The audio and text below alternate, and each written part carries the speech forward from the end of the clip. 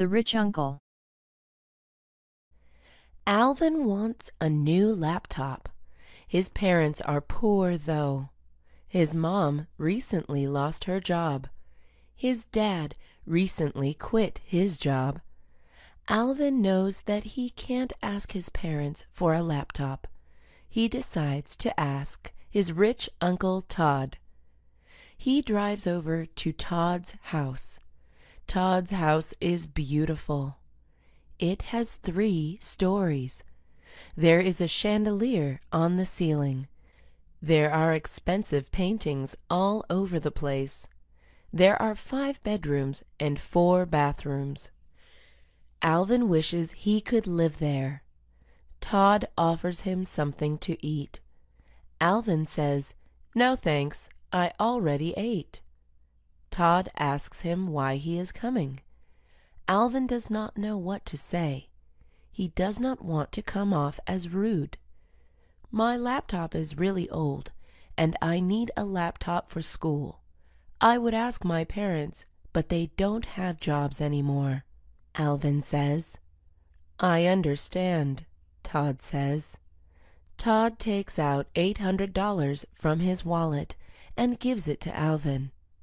Alvin jumps up and down. He has never felt so happy in his entire life. His mom asks Alvin why he is so happy. Alvin does not say anything. He doesn't want to make his mom feel bad. College admissions. It's hard to get into college these days. It used to be a lot easier. Now, it's not even good enough to get good grades. You need to have good grades in advanced classes. You need to do some extracurriculars. Extracurriculars are activities you do outside of class, such as playing basketball, playing the violin, singing, and more. You need to have a high score on the SAT or ACT. The SAT and ACT are used to test what you know. They both have questions on various subjects. You need to have some leadership positions. It is not just enough to be a member of a club. You need to be the president or the vice president. You also need letters of recommendation, letters in which your teachers, coaches, or bosses write about your abilities and personality. It also helps if you won some awards. It shows that you can achieve something. You also have to write good essays that show who you are as a person. Colleges want people who have interesting personalities and stories. Students with good grades but boring essays will not get into the college of their dreams. Students should not be sad if they don't get into the college of their dreams. They need to know that getting into college is tougher as years go by. She has a unibrow. Marissa was born with a physical imperfection. She has a unibrow. A unibrow is one long brow. Most people have 2 eyebrows. People make fun of her for having a unibrow. A lot of people don't want to be friends with her. She does have 2 good friends, though. Heather and Joe are Marissa's best friends. They accept Marissa for who she is. Heather was approached by the popular kids. The leader of the popular kids was Amy. Amy offered Heather a spot in her group if she left Marissa. Heather thought about it. Although she loved Marissa, she always dreamed of being popular. She told Amy that she had to think about the offer. Heather told Joe what happened. Joe was mad that Heather had to even think about it. "You have been friends with Marissa forever," Joe said. Heather thought about it. She thought about all the times she and Marissa did homework together, ate together, and laughed together. It wasn't worth it to give all that up for popularity. She called Amy. "I'm never leaving Marissa. She's beautiful on the inside." After talking to Amy, Heather asked Marissa and Joe to hang out. Losing a loved one. Abby lost her mom yesterday. Her mom got into a car accident. A drunk driver hit her mom's car. The drunk driver is now in jail. Abby visited the jail to make him feel bad. "You know what you did, right?" Abby asked.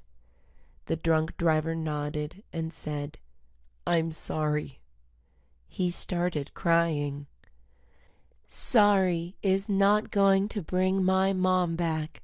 Your carelessness took away my mom." The drunk driver continued to cry. "I drank because I was feeling lonely." Abby was mad and left the jail. She didn't want to see his face ever again. She wanted him to go to jail for life. Abby could barely wake up. She requested to take a week off her work. She loved her job, but she could not stop thinking about her mom. Abby's husband told her to do something instead of watching TV all day. Abby agreed with him. It was time for her to start doing something productive. She wanted to do something that would make her mom proud. Abby created a program to prevent drunk driving. She wanted to give drunk people free rides. Abby visited colleges, clubs, and bars all across the country to encourage people not to drive when drinking. A cheerleader's dream. Kelly has been cheering since she was in elementary school. She is now in her last year of college, cheering for her school's sports teams. She plans to be a professional cheerleader for the Lakers team. That was her dream. Her parents wanted her to do something more normal, like becoming a nurse or working at a law firm. Kelly ignored her parents. Kelly and her teammates were cheering at their last basketball game. When Kelly stood on top of her teammate's shoulder, she fell down. Everyone was silent. Her teammates checked up on her and asked if she was okay. Kelly had to be taken to the hospital. Her leg was permanently injured. "Can I ever be a professional cheerleader?" she asked. "I'm afraid you cannot," the doctor said. Kelly felt that life was unfair. Kelly was scared for her future. All of her friends already knew what they wanted to do after college. Kelly had to change her plans. She already canceled her audition with the Lakers cheerleaders. Kelly thought about what she wanted to do for a career. She still wanted to do something related to cheer. After some thinking, Kelly wanted to be a coach for high school cheerleaders. An undercover superhero. Kimberly seems like a normal teenage girl. She goes to high school. She has homework. She has problems with the popular girls. She argues with her parents. However, Kimberly has a secret power. She has super strength. She can lift up cars from the ground. She uses her strength to fight crime in her city. She has even been on the news. Kimberly hides this secret from everyone except her younger brother and her parents. She doesn't want people to treat her differently. She feels that people might give her special treatment because she is a hero. She wants people to see her for who she truly is. To hide her identity, she wears a mask and green-colored contacts. Her superhero outfit includes a cape and a stretchy purple suit. Sometimes Kimberly does want to tell people she is a superhero, like when she was bullied by the popular girls. She came close to telling them one time after they destroyed her science project. Kimberly also has a sidekick who is her best friend. His superhero name is Autobot, and his real name is Oliver. His power is his super speed. Oliver goes to the same school as Kimberly, but he does not keep his identity a secret.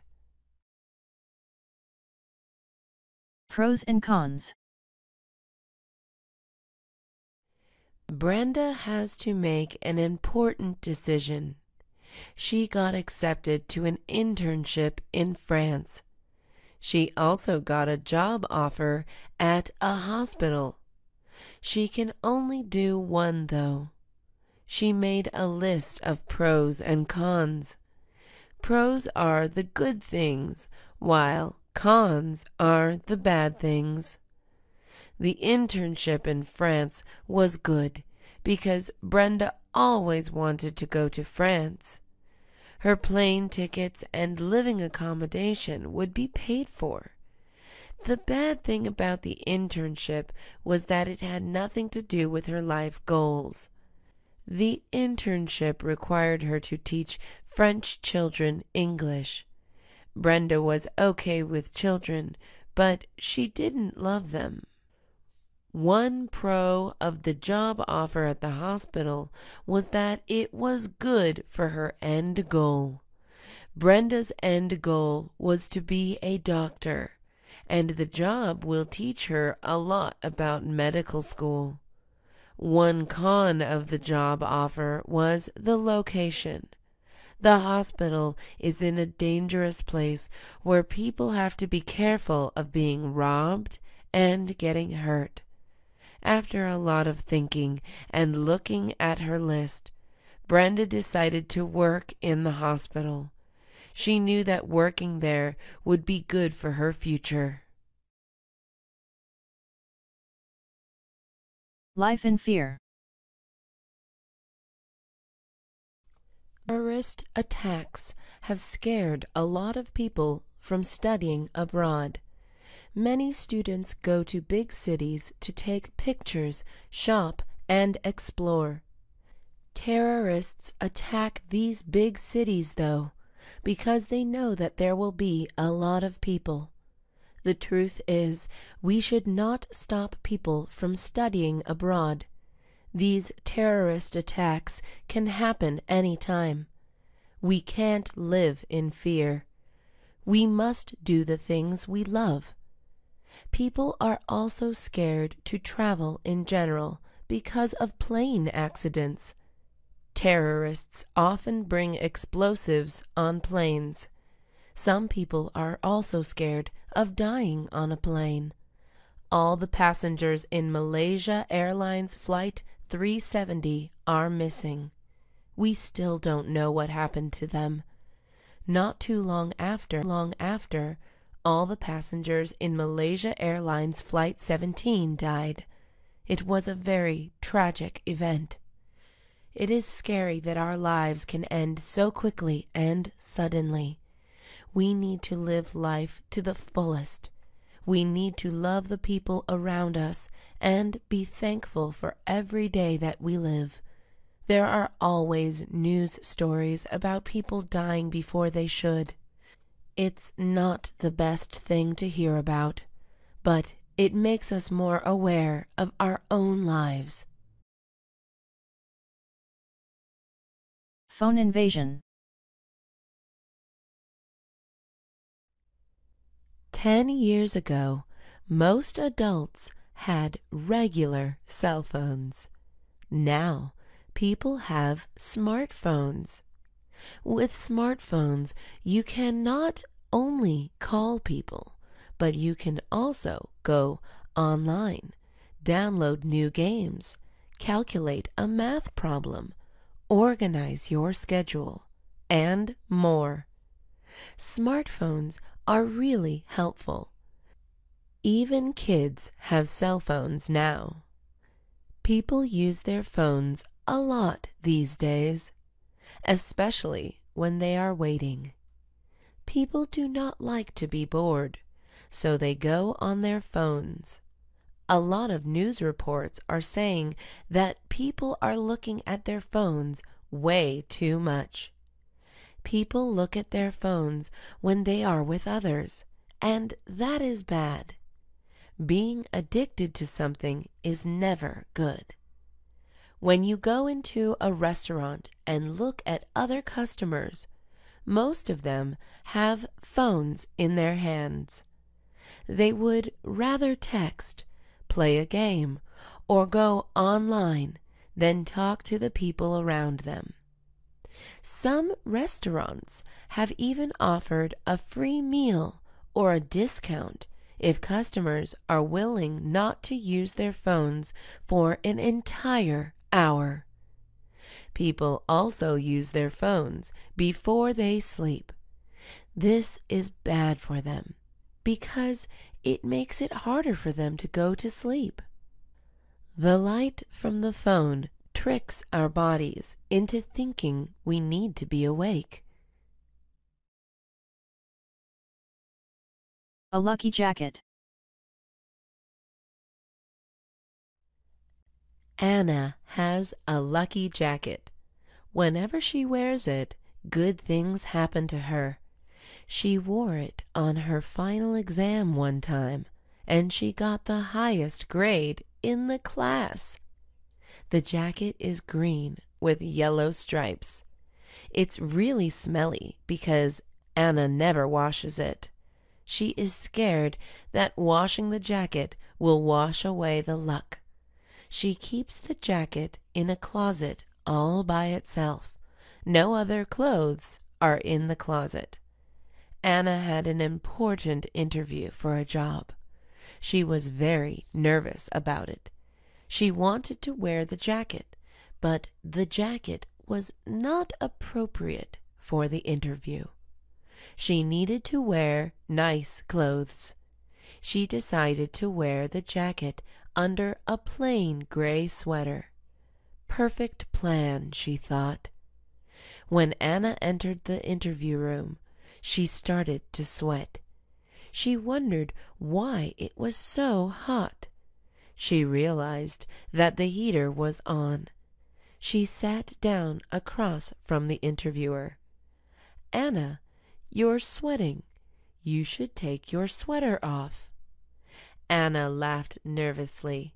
"I'm fine," she said. By the end of the interview, there was a sweat stain on Anna's sweater. She left the interview feeling unsure. A week later, Anna got a phone call from the boss. The boss offered her the job. The lucky jacket worked. Procrastination. A lot of kids are smart. The thing that stops them from getting an A is procrastination. Procrastination is putting things off to a later time. An example of procrastination would be starting a project one day before it is due. Procrastinating is bad because it makes a person stressed out. It is also bad because the end product is usually not very good. Since studying is not very fun, students put video games hanging out with friends, and eating out before studying. They end up studying the night before the test and do not get much sleep. This is bad because 8 hours of sleep or more is needed to do well. Students who procrastinate end up doing badly on tests. Teachers always encourage students to start early and do a little bit of studying every day. Procrastination does not just happen in school. It happens everywhere. People put off going to the doctor, applying for jobs, and more. Some people say that procrastination is just human nature. However, some people say that they do well when they procrastinate. They say that stress makes them work faster. Not going to church. Chris has been going to church every Sunday since he was 4 years old. His parents were very religious and wanted Chris to follow in their footsteps. His dad was a pastor, and his mom was a choir leader. Chris always felt like he was in the middle. He didn't particularly love or hate Christianity. Chris learned about other religions in his history class. He learned about Buddhism, Islam, Hinduism, and more. After learning about other religions, Chris wanted to convert to Buddhism. He felt like he could relate to it better. One Sunday, he told his parents he was not going to church. They were shocked and angry. They told him that if he did not go to church, they would take away all electronics from him. Chris was okay with that. He gave his parents his cell phone, video game console, and laptop. When his parents came back from church, they wanted to have a long conversation with Chris. Chris told them why he didn't want to go to church anymore. He explained what Buddhism was and why he wanted to convert. His parents tried to convince him that Christianity was better. It was useless. Chris made his decision. Afraid to cry. Dean was known as the tough guy at school. He always wore tight shirts that showed off his muscles.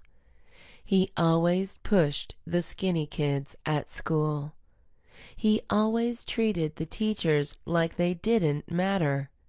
He never did his homework. He got in a lot of fights. People were afraid of him, and Dean loved it. Dean's world turned upside down when his brother passed away. He still went to class. His teacher was talking about Shakespeare, whom Dean's brother admired.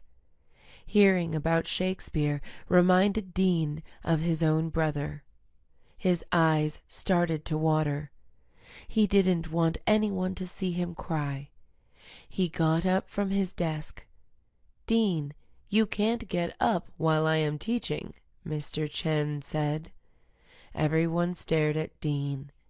Everyone could see the tears in his eyes. They laughed at him. Dean ran out of the classroom. Mr. Chen followed him and sat down with him. "Dean, it's okay to cry. Something tragic happened. Go ahead and cry." Dean put his head on Mr. Chen's shoulder and cried out loud. It was the first time he cried in front of someone. It was the first time he didn't act tough. The missing water bottle. Jared has a green water bottle that he brings to school every day. He loves it because it keeps his water cold. It also has a cool robot on it. One day, he loses it. Jared asks his friend Richard if he has seen it. "Yeah, I saw Albert holding it," Richard says. Jared walks over to Albert's locker. "Hey, you have my water bottle, right?" Jared asks. "I did, but I let Denise borrow it," Albert says. Jared goes up to Denise. "Hey, do you have my water bottle?" Denise shakes her head and says, "I thought it was cool looking, so I showed Amanda. She has it now."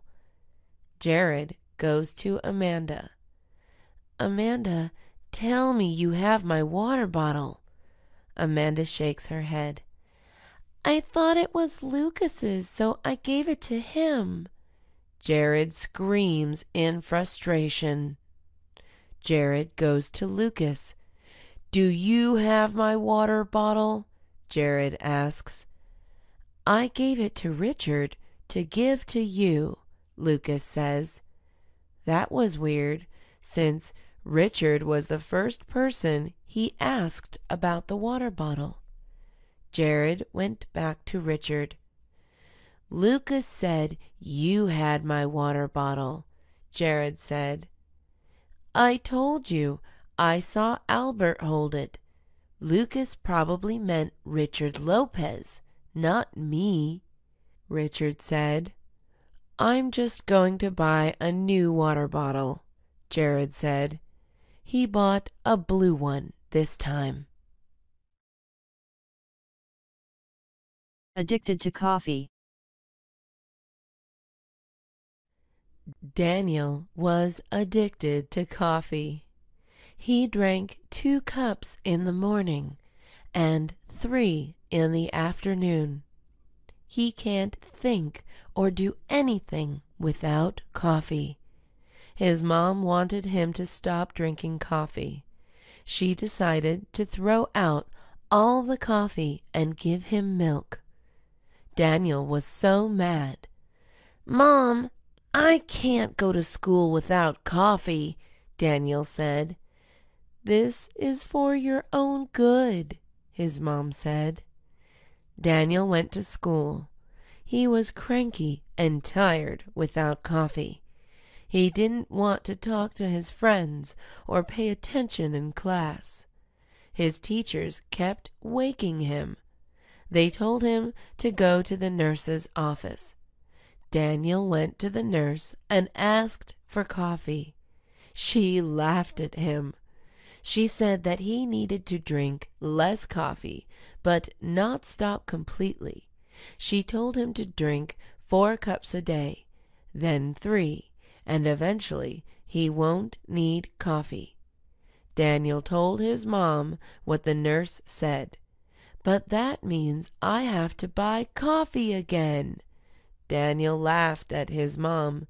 Daniel and his mom went to the market to buy some good coffee. Daniel did what the nurse told him to do. It was much easier to drink less coffee than none at all. The transformation. In his last year of middle school, he was 4 feet and 11 inches. He weighed 140 pounds. He was bald. He had no friends. He had a 0.00 GPA. His life was going nowhere. He was struggling with so much because his parents recently passed away. He wanted to transform himself, though, so he could have a fresh start in high school. Evan went to a therapist who told him that he had to make small changes first. The therapist told him that he had to start with the easier things. Evan bought hair growth treatment to fix his baldness problems. He started talking to people more to make friends. He realized that he just had to express himself. He started to study more instead of crying about his parents. He started to eat healthier to lose weight. When Evan entered high school on the very first day, he was a totally different person. His classmates could not recognize him. Evan was now 5'9", muscular, smart, and popular. He also had a head full of hair. Everyone wanted to be friends with him. Most important of all, Evan was finally happy. A female boxer. Emma's dream was to be a boxer. All her life, she was told that she couldn't be a boxer because she was a girl. She was told that she should just get a regular job. Her parents told her that she would be killed one day if she kept boxing. It was hard to hear "you can't" all the time. Emma was still determined to prove everyone wrong. Emma's life was hard. Girls didn't like her because they thought she was too manly. Guys didn't like her because they thought she wasn't as good at boxing as they were. Because of all this, Emma didn't have any friends at school. She always sat alone in the cafeteria, and it was hard for her to find partners for group projects. However, Emma did have friends from her boxing class. They were all female boxers. They understood what Emma was going through because they were in the same position. All they had was each other. They were a family. Because of this, Emma was always excited for boxing class. One day, she was going to be a famous boxer. Only then would everyone regret how they treated her. Mom and her daughter. Frances did not get along with her mom because they had different personalities and goals. Frances's mom was a CEO of a cell phone company. She was incredibly smart, having gone to Harvard University. Her mom cared a lot about money, success, and appearances. Frances was the opposite. Frances didn't go to college. She started an art business, selling her original art pieces. As long as she could feed herself and live somewhere, it was okay. She also did not mind not being famous. Frances didn't care about her appearance either. Unlike most girls, she has her hair up to her ears. She never shaved and only owned 10 pieces of clothing. Frances's mom was upset that her daughter chose this lifestyle. Whenever Frances's mom visited her daughter, they would have a fight.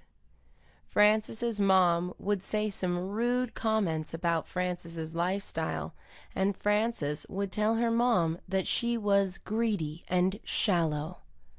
Frances wanted her mom to support what she was doing. Frances was going to get married.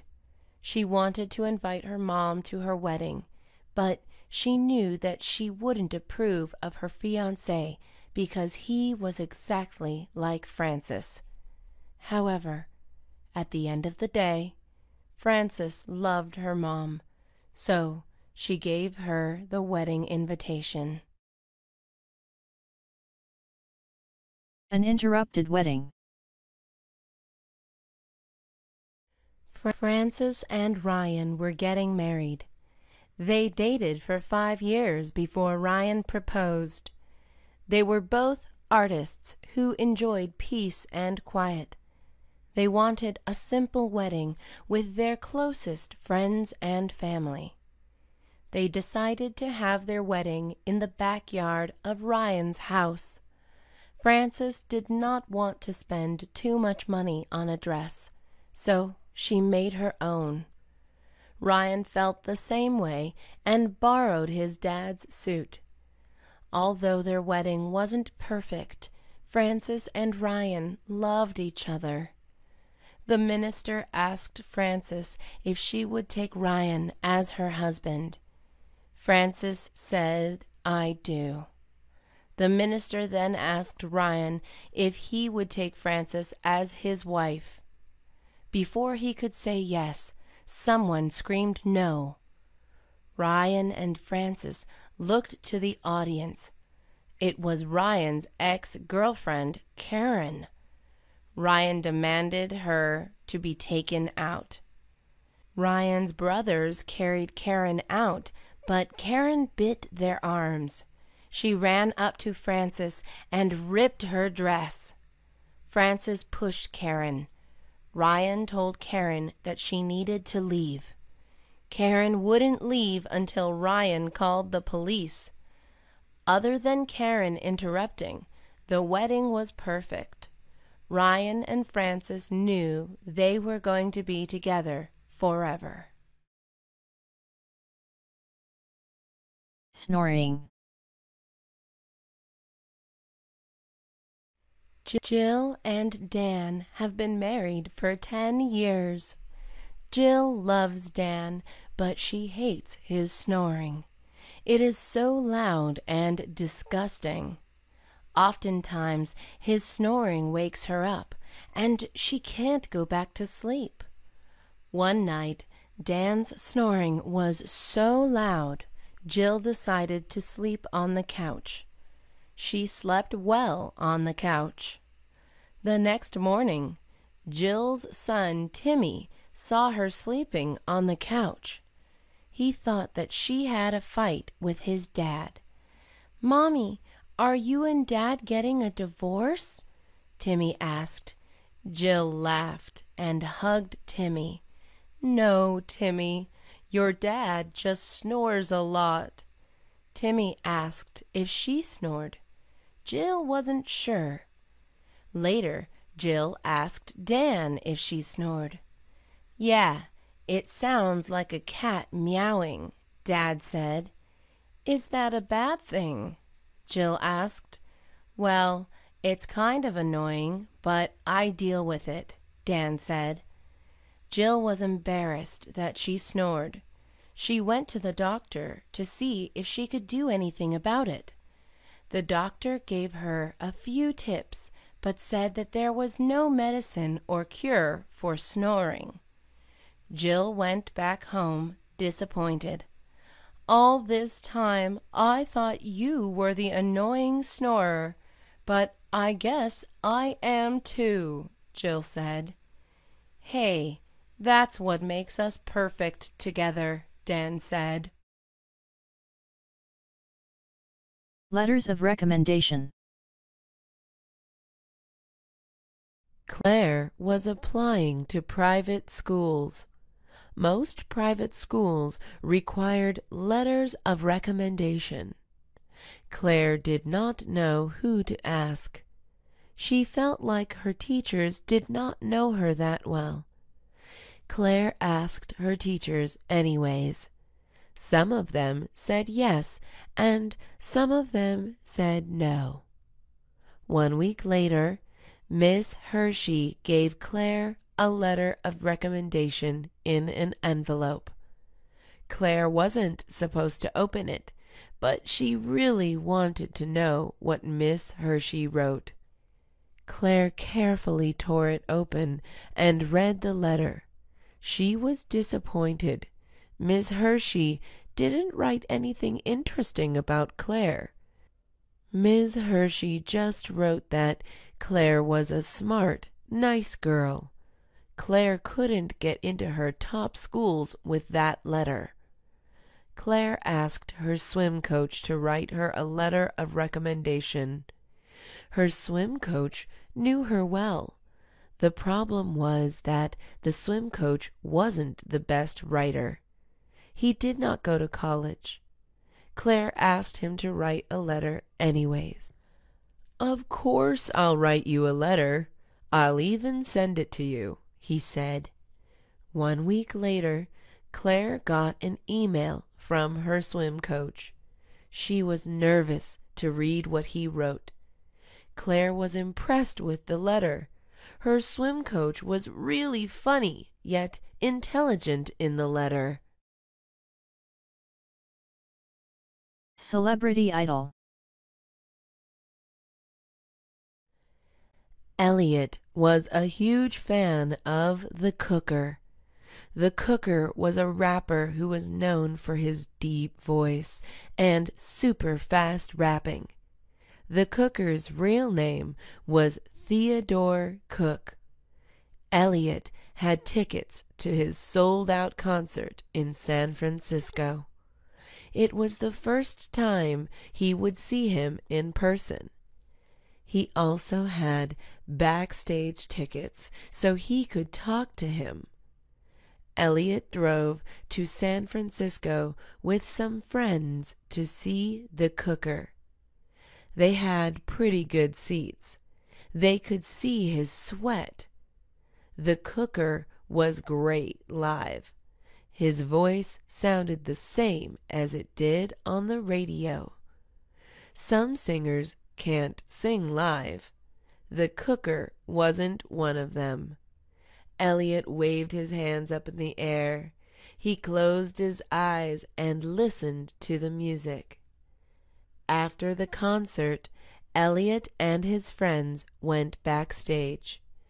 Elliot was so excited that he screamed when he saw the Cooker.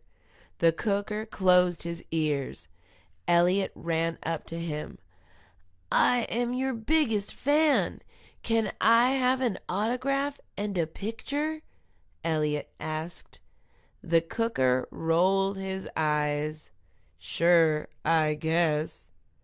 Elliot noticed that the Cooker was annoyed. "You know what? Forget it. I don't want a jerk's autograph," Elliot said. He realized that some celebrities were just mean. The cool group has money. Jen is poor. Her dad left when she was 7 years old. Her mom didn't go to college, so she can't get any good jobs. Jen wishes she could get a job, but she is only 13 years old. Jen also wants to be part of the cool group. The cool group buys expensive clothes, shoes, makeup, and jewelry. Jen always wears really simple things like a t-shirt. One of the girls in the cool group is Jen's cousin. Her name is Dana. Dana convinced the cool group to invite Jen on a shopping trip. Jen is excited. She wants to convince them that she is cool enough to be part of the group. When Jen sees them, she feels bad about herself. They are all dressing so much nicer than her. Jen tries to ignore this. She and the cool group go inside Rural Insiders, the most popular store for teenagers.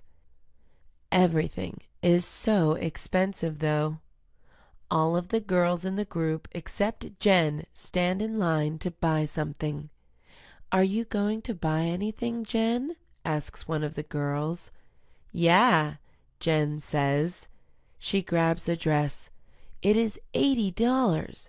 She buys the dress, but she plans to return it. Secret relationship. Diane and Bobby are dating. Diane's dad does not know that they are dating. He doesn't want Diane to date until she is in college. It's hard for Diane to hide her relationship. Every time she wants to go out with him, she has to tell her dad she is going out with friends. Every time Bobby gives her presents, Diane has to hide them. Her dad is getting suspicious. Bobby is upset that Diane is hiding their relationship from her dad. Bobby feels like Diane is embarrassed to be with him.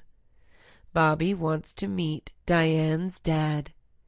He decides to take matters into his own hands. After school, he goes to Diane's house. Diane is still at school because she has violin practice. Bobby knocks on the door slowly. His hands are shaking. Diane's dad opens the door. "How can I help you?" Bobby doesn't say anything for a minute. "Are you going to talk or what?" Diane's dad angrily asks. "Sir, I am dating your daughter," Bobby says. Diane's dad frowns. "Break up with her immediately. She's too young to be dating."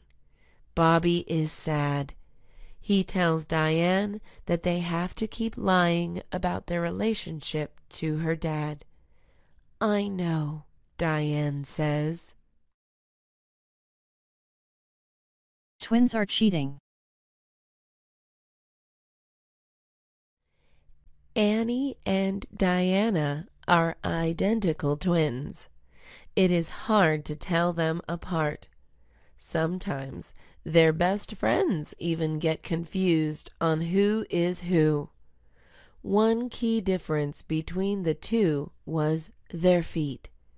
Annie's foot has a mole on it, and Diana's does not. Annie and Diana sometimes disguise themselves as each other. Annie pretends to be Diana when Diana doesn't want to take math tests. Diana pretends to be Annie when Annie has to do the mile run in physical education class. They have been doing this for years. Annie and Diana's enemy, Scarlett, finds out what they have been doing. She tells their math and physical education teachers that they have been cheating all along. Mr. Thompson, the math teacher, gives them both an F. Ms. Nguyen, the physical education teacher, gives them both an F too. Annie and Diana are sad. Annie tries to explain that she gets out of breath easily when she runs. Diana tries to explain that math gives her anxiety. Mr. Thompson and Ms. Nguyen don't care. Annie and Diana no longer pretend to be each other anymore. After they got F's, their parents forced them to move schools. The two schools were not that far apart, so they still got to see each other.